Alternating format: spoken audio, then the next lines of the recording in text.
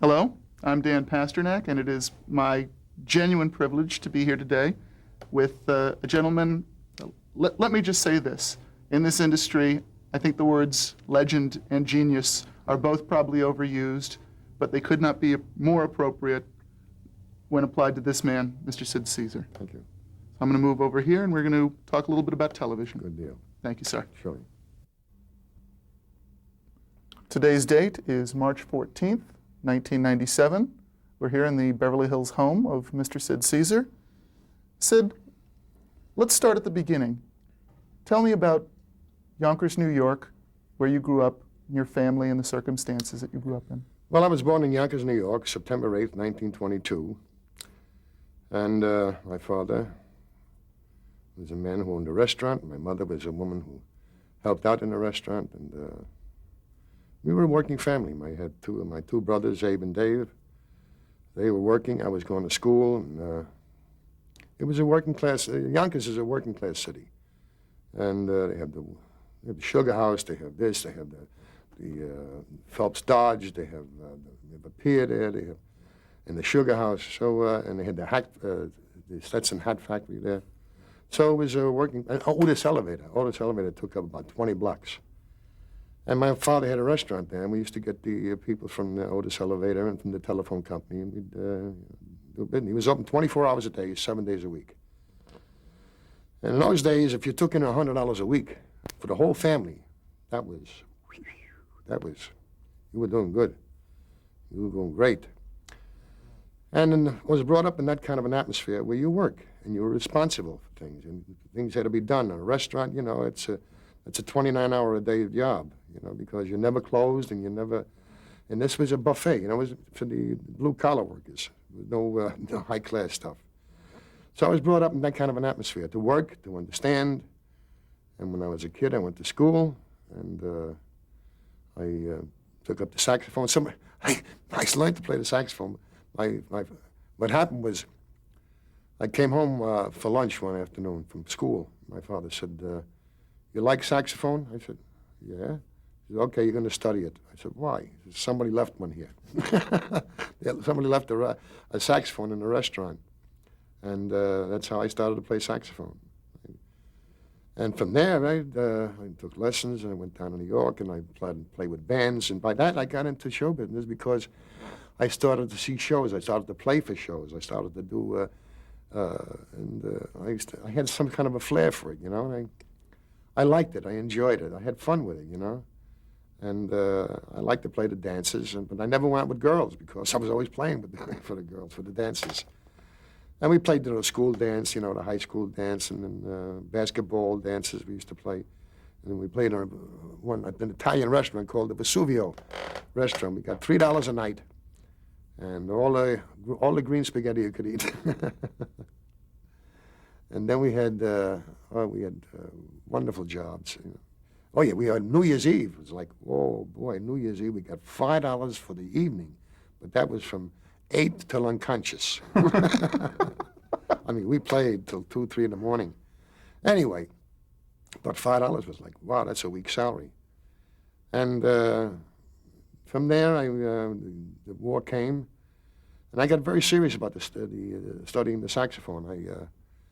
I was very serious about it. It was a concerto I played by Jacques Ibert called Concertina da Camera. It's a concerto for saxophone. And Jacques Ibert was Marcel Marceau was the soloist. Great. I don't know if it's still in print. And I was going to be a legitimate saxophone player. I wanted to go to Paris and study. Then the war came.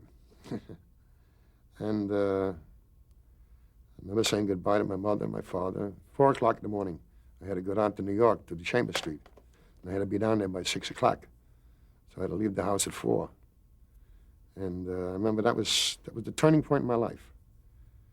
Because when I went in the service, that changed my entire life. Oh.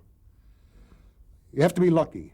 You know, there's a sense of luck and there's a sense of fate. And it just happened. Things just happened to me one after the other. I mean, I went into the Coast Guard. And because I played saxophone and clarinet and I studied, we got a band together. And this was a bass that was, we had 1,500 men. We don't deserve a band, but we got a band together because it was on the piers, 6 hours on, 12 hours off, 6 hours on, 12 hours off, 6 hours on, 12 hours off, 6 hours on, 24 hours off, then 6 hours on, 12 hours. So you really never slept at the same time every day. And so they needed the morale booster because the guys were starting to shoot their toes off on the piers, because 6 hours on and 12 hours off. It's a rough schedule. Anyway, the morale in the base was breaking down. And I said to the Lieutenant Silverman, who was the commander of the base, I said, "Sir," that was all of a second-class seaman. I said, "Sir, I think you would find it to your advantage if we had some dancers here, then the guys would have a reason to clean up and pay attention." And sure enough, that was the answer, because what we did was we had a dance on Friday night. Every Friday night we had a dance. And we got the girls. It was amazing. From the USO, the girls came, but we sent trucks out, and there was a law, and this was put all over, all the signs all over the base. If anybody is caught outside the recreation hall with a girl, it's court-martial, not just a captain's court, court-martial. That's it. And it was very, very strict, and it worked out marvelous because all the guys, they got 3 demerits, no dance, and that really got them on their toes. They cleaned up. They sold so much shaving cream and soap and perfume and kind of cologne because the guys wanted to, they had something to get dressed up for. And when the girls came down, and we brought them in by truck,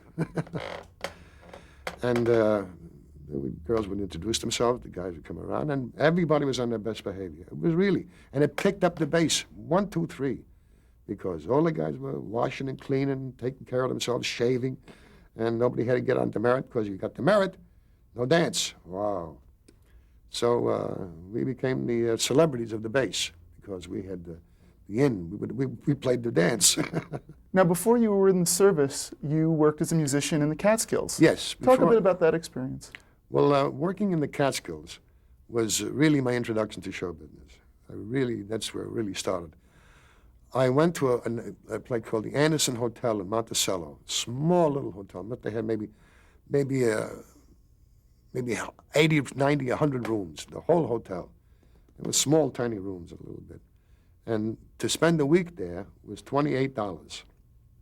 That's room and board, $28, which was a lot of money. Because usually you can get a place for $20, $25. This was $28, which was high class. And I ran into a man named Don Appel. And this was Vacationland Hotel, the Vacationland Hotel. I went up there several years. And that's where I learned. That's where I got my college. That was my college. Because it was after school. I graduated when I was 16 years old. So I went to, excuse me, I went to the country, all summer. And I made $10 a week, which was, I spent about 50 cents a week on candy, and that was it, The rest I sent home, $9.50 a week. No, I had to give $1 to the agent, 10%. And that's where I got I remember the first sketch I ever did. I was playing at the Anderson Hotel, and there was a guy a comic named Jackie Michaels. He was a burlesque comic. And he asked the band, he says, "Hey, look, can anybody help us out here? We got a sketch we want to do." I said, "Sure, I'll help you." I wanted to be in the... He said, "All right, we're going to do the mind reader sketch. You know what that is?" I said, "No." He said, "Well, what it is, is this an egg or a tomato?" And you say it's an egg or a tomato. And that's the whole thing. That's all you got to do. Okay. So we played the show, and then it comes time for the sketch, and I get all dressed up, put my best suit on, my tie and everything. And I go up, and I sit on the stage, and I say, put blind. Here he is, so-and-so and so-and-so.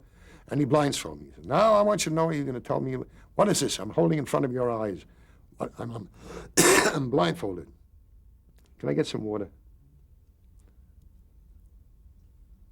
All right. Are we rolling again? So you were talking about the first sketches that you had done. Oh, yes. The first sketch I ever did. And I'm sitting up there on the stage, and maybe there's 50 people in the whole what they call the casino. we used to have the shows. It was a tiny little stage, about as big as the table. That's it. And that was the stage. And we used to do plays on it and everything. And I went on, I said, and I was all dressed up. He said, what is this, an egg or a tomato? And I said, it's a tomato. He said, wrong, it's an egg. And bang, he hits me with the egg. It goes all over my clothes. I take the blindfold off, and I look at this guy, and I go, what are you, some kind of... And I went after this guy. Well, the audience went crazy, because I was going after him for real. He jumped off the stage. I was running around after, come over here, you. I'll show you. And see what this is? And I grabbed him. I said, what is this, an egg or a tomato? And the people laughed. So that was the first thing I ever did. But I was doing it for real. Now, when did you realize that you had a talent for mimicry, voices? No, I didn't do any mimicry. I never did any mimicry. I did sound effects. I used to do about... I did a number called the Airplane Number. The wartime airplane pictures and peacetime airplane pictures. And in the peacetime airplane pictures, the planes would come down, you know. Oh, and the peacetime airplane pictures, what was it? Oh, yes. What was it again? Oh, yeah. There was one called Test Pilot with Spencer Tracy and Clark Gable. And Clark Gable was the test pilot, you know. And he's going to go up and tear this. I want you to tear the wings off this. I want you to go up to 10,000 feet and come down on a power dive. And he said, okay. And you knew if Spencer Tracy was the mechanic, if he didn't put the chewing gum in the back of his cockpit, he wasn't coming back. Because that was what he always did. He always put the chewing gum back. And he forgot to put it on this time. And you said, that's it. And then he goes up and he goes into the power dive, and the star of the picture becomes the altitude meter. And the people are going, hey, no, we don't, no. And they're all going, and all of a sudden, finally, he passes out. And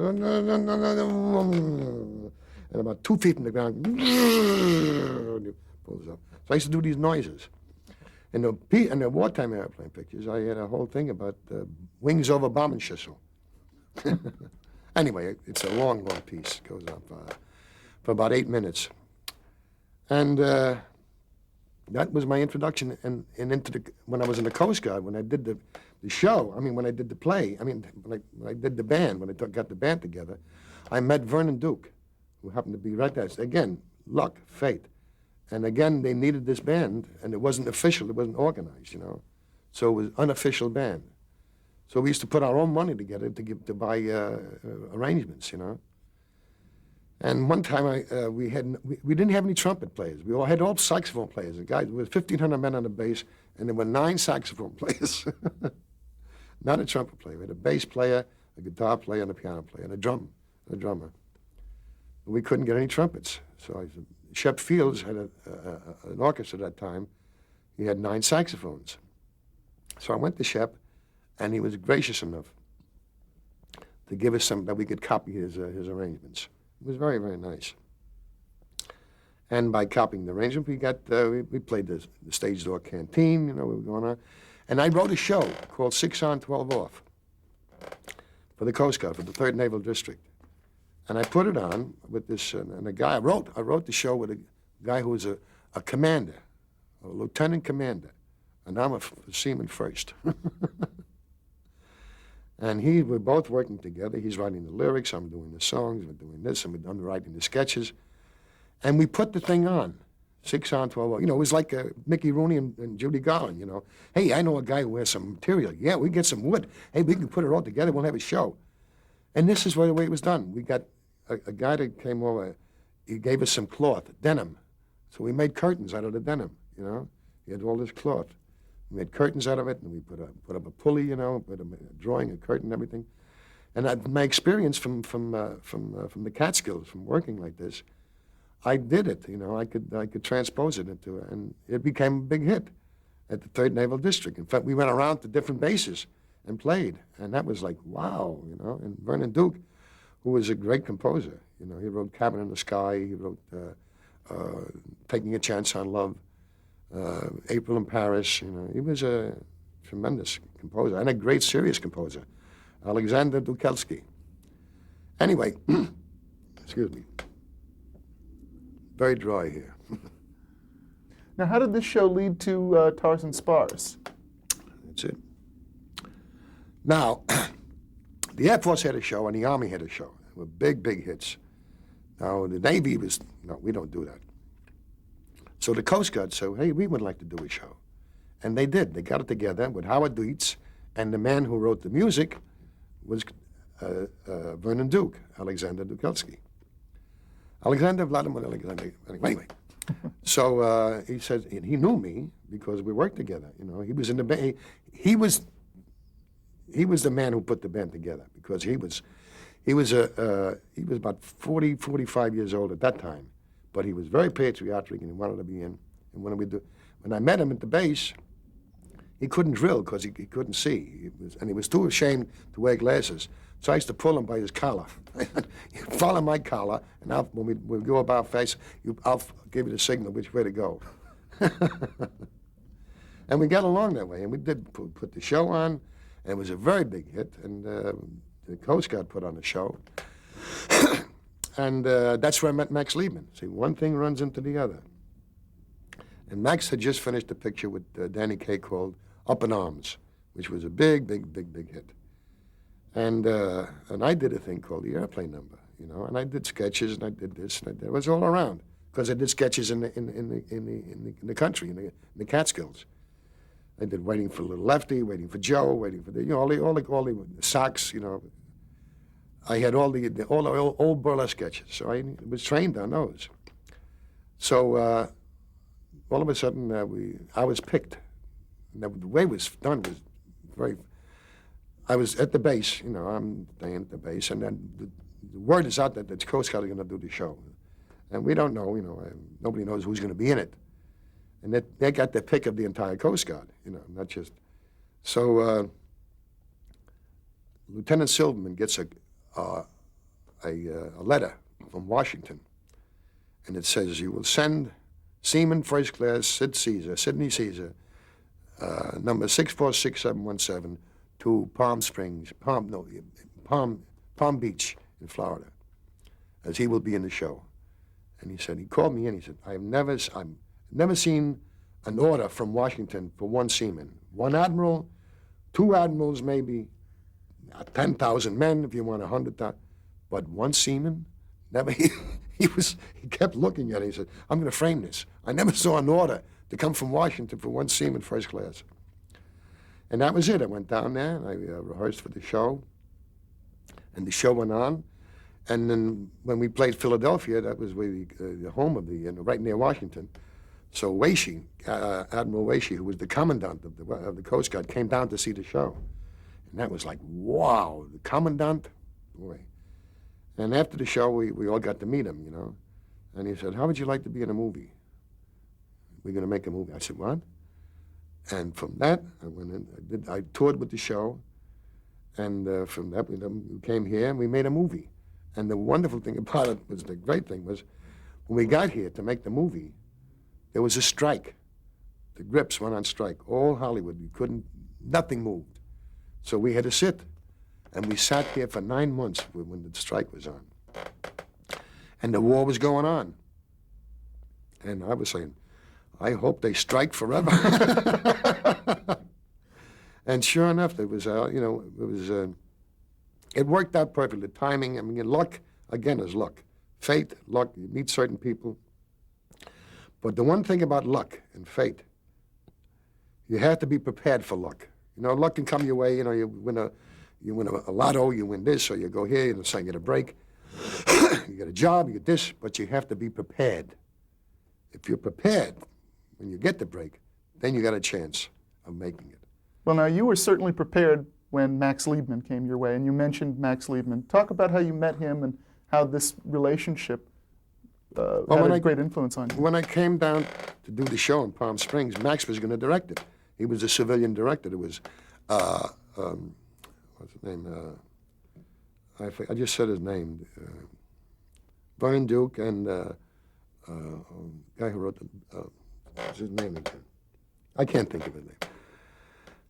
But anyway, Max was he was a civilian. Howard Dietz. And I met Max, and Max looked at me, and I did the Airplane Number for him. He looked at me and says, I want to see you after the war. I said, if I'm around, I'll be there. And sure enough, I made the movie, which was sensational because what they did, Alfred Green, the guy who directed, was a great director in Hollywood, and Alfred Green directed it. He had just come off making Jolson Story, which was a smash hit. And he took a liking to me, and he said, I hear you do a number about the airplane number. How long does it take? I said, about 8.5 minutes. Huh? How long would it take you to do it? They said, as long as it takes to do. You know, put a camera in there. He put a camera there. We took 3 shots, a long shot, a medium shot, and a long shot. He took a couple of reaction shots, and that was it. We shot it in the morning. In one morning, we shot 8.5 minutes of time. And then they put it in the picture, and Harry Cohn saw it. He said, hey, what are we doing here? We stop in the picture for 8.5 minutes? Are you kidding? I mean, 8.5 minutes, we go around the world. We could have 10 world wars. We could be here. We could be there. And they said, wait, let it run for the preview. Let's see what it is. You can always take it out. So sure, and all the guys they helped me so much. All the technicians, you know, because there was certain things I did. I was ad-libbing it all the way through, and then they would help me because they would slow it down and let me, and I could redub it, you know. That really, really helped me. Really very nice. And then on the preview night in Santa Barbara, I'll never forget this.